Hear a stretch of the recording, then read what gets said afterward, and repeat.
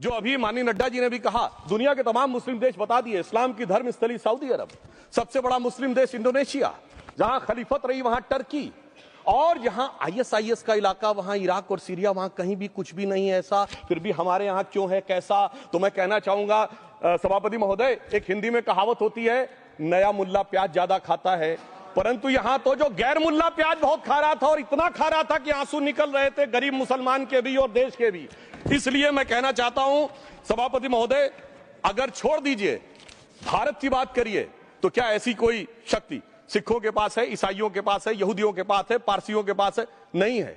छोड़ दीजिए, इस्लाम के अंदर आइए। अगर इतना भाईचारा है तो ये सुन्नी वक्फ बोर्ड और शिया वक्फ बोर्ड अलग क्यों है मेरे भाई? जमीन पे एक दूसरे पे एतबार नहीं है, सिर्फ सियासत के लिए साथ में आने की बात है। ये भी जरा सोचने की बात है। और जो अकलियतों में भी अकलियत है, आगा खानी है, बाकी है, जो बोहरा है, उनकी तो कोई गिनती नहीं है। हमारी सरकार ने पहली बार मुस्लिम समाज के अंदर भी ईमानदारी से सबको समान प्रतिनिधित्व देते हुए एक नई सुबह के नए वक्फ का आगाज किया है। इसके लिए मैं सरकार को बधाई देना चाहता हूं। और सिर्फ ऐसा ही नहीं है, मुस्लिम समाज के अनेक लोग इस प्रकार के नियमों से बहुत प्रभावित हुए और बहुत प्रताड़ित हुए, जिसके अनेक उदाहरण बहुत लोगों ने बताए होंगे। मोहम्मडन एजुकेशन सोसाइटी कोल्हापुर का केस है, ईदगाह मैदान हुबली का केस है, जिसको सुप्रीम कोर्ट ने साफ साफ उसको हुबली धारवाड़ म्युनिसिपल कॉर्पोरेशन को वापस कर दिया। अनीसा अयासा वर्सेस तमिलनाडु वक्फ बोर्ड का केस है, तेलंगाना स्टेट वर्सेस मोहम्मद मुजफ्फर का केस है, हिमाचल प्रदेश वक्फ बोर्ड वर्सेस ख्वाजा खलीलुल्लाह का केस है, और सभापति महोदय ताजमहल पर भी दावा कर दिया गया। अब तो मैं पूछना चाहता हूं, और सुप्रीम कोर्ट ने अपने जजमेंट में कहा कि भाई शाहजहां के जमाने का लिखा फरमान लेके आइए, तब हम मानेंगे कि इस पे कोई दावा है या नहीं। आप सोचिए कि अगर ये वक्त का कानून इसी ढंग से चला होता तो क्या होता। अभी हमारे जॉन ब्रिटास जी और मनोज झा जी ने बहुत सारी बातें बोली थी। एक प्यास की बात बोली थी उन्होंने, उड़ीसा के ग्राहम स्टोन्स का जिक्र किया था, तो उसमें तो कांग्रेस की सरकार सीबीआई की इंक्वायरी नहीं कर पाई थी। मगर जब ताजमहल का उल्लेख आता है सभापति महोदय, तो एक प्यास मुझे याद आ जाती है। जब शाहजहां जेल में था और दूर से उस ताजमहल को देखता था और उसे सिर्फ एक सुराही पानी मिलता था, और उसने औरंगजेब से कहा एक सुराही पानी और भिजवा दो, तो जानते उसने मना कर दिया। तो दुखी होकर शाहजहां ने फारसी में लिखा, ए पिसर तू अजब मुसलमानी, जे पिदरे जिंदा आप तरसानी, आफरीन हिंदुआन सदबार, जे देहंद पिदरावा मुर्दा देवम आप। मतलब तू कैसा मुसलमान है जो जिंदा बाप को पानी के लिए तरसा रहा है? तुझसे तो आफरीन 100 बार उन हिंदुओं को है जो पितृपक्ष में मरे हुए बाप को भी पानी देते हैं। और सभापति महोदय, मैं बताना चाहता हूं कि ये हमने ईमानदारी से मुस्लिम समाज के कल्याण के लिए बात की है, क्योंकि एक तरफ खड़ा हुआ है ईमानदार मुसलमान जो शराफत के साथ ईमान को गले से लगाए हुए हैं, और दूसरी तरफ कुछ चंद सरमाएदार हैं जो उस अमानत में खयानत करके शरारत के साथ उसके झंडा बरदार बनना चाहते हैं। तो ये मुकाबला किसके बीच में है?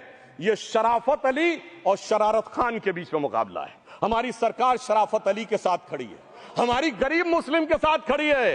ये गरीबों गुर्बत वाले गुर्बत अली और सरमाएदार वाले गाजी खान के बीच का इलाका है।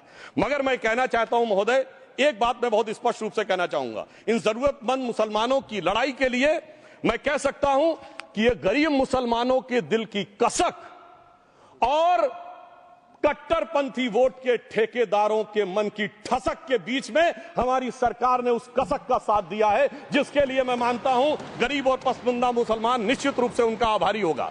हाँ, मगर जब इसकी बात आती तो भी माननीय खड़गे जी भी बोल रहे थे, माननीय संजय सिंह जी भी बोल रहे थे, मनोज झा जी भी बोल रहे थे कि साहब आपके यहाँ वो कितने पुजारी हैं और कितने किस वर्ग के पुजारी हैं। तो मैं उनको बताना चाहता हूं, केवल अकेले जूना अखाड़े ने पिछले साल 71 SC ST लोगों को महामंडलेश्वर बनाया।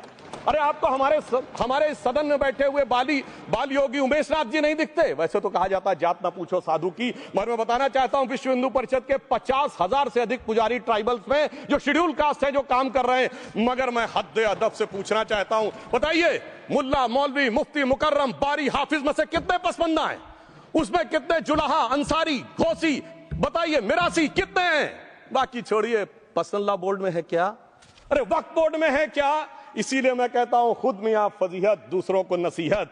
अगर ईमानदारी से बात करनी है तो उस पर आगे। मगर मैं एक बात और कहना चाहूंगा कि हमारी जो सरकार ने नाम दिया है, इसको उम्मीद नाम दिया है, और ये उम्मीद है किसके लिए? उस ईमानदार मुसलमान के लिए और देश के हर खास व आम के लिए ये उम्मीद है।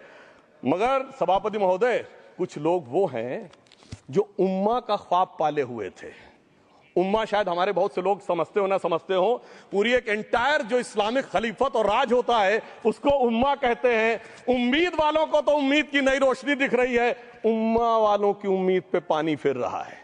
तो ये उम्मीद और उम्मा के बीच का भी मामला है। परंतु मैं ये भी कहना चाहूंगा सभापति महोदय, इसके बाद सिर्फ ऐसा ही नहीं था, प्रॉपर्टीज के ऊपर, तमाम सरकारी प्रॉपर्टीज पे जिसमें बहुत डिटेल में हमारे साथी लोग गए, मैं डिटेल में नहीं जाना चाहता। भोपाल का विषय है, हैदराबाद का विषय है, मुंबई का है, लखनऊ का है, पटना का है, बहुत प्रकार से है। माननीय लालू प्रसाद यादव जी का विषय जब बताया गया था तो बहुत ज्यादा हमारे मनोज झा जी बोल रहे थे, तो अब मैं उसके डिटेल में नहीं जाना चाहता हूं। सबने वो वीडियो देखा है, बस एक लाइन में उनके लिए कहना चाहूंगा, वो कुछ भी बोल रहे हैं, जिसे कहते हैं बिगड़ी बात बने नहीं, लाख करो किनकोए, रहीमन बिगड़े दूध को मथे न माखन होए।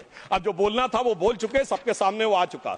अब एक बात और है, दूसरे धर्म स्थलों के बारे में विषय आता है, तो मैं याद दिलाना चाहता हूं, केरला के कैथोलिक चर्च ने 31 मार्च 2025 को जो लिखा, सिर्फ उसकी लास्ट की 2 लाइन बोलना चाहता हूं।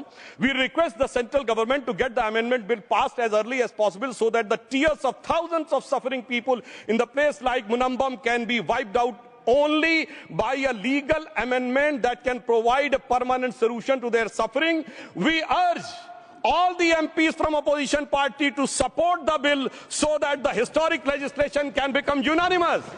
मगर सभापति महोदय, ये अल्पसंख्यकों की बात करने वाले जब अल्पसंख्यक की बात आती तराजू पे तोलते हैं, किसका वेट ज्यादा है, किसकी धमक ज्यादा है, किसकी खनक ज्यादा है, फिर तय करते हैं कि माइनॉरिटी के साथ आना है, किस माइनॉरिटी के साथ नहीं आना है। और मैं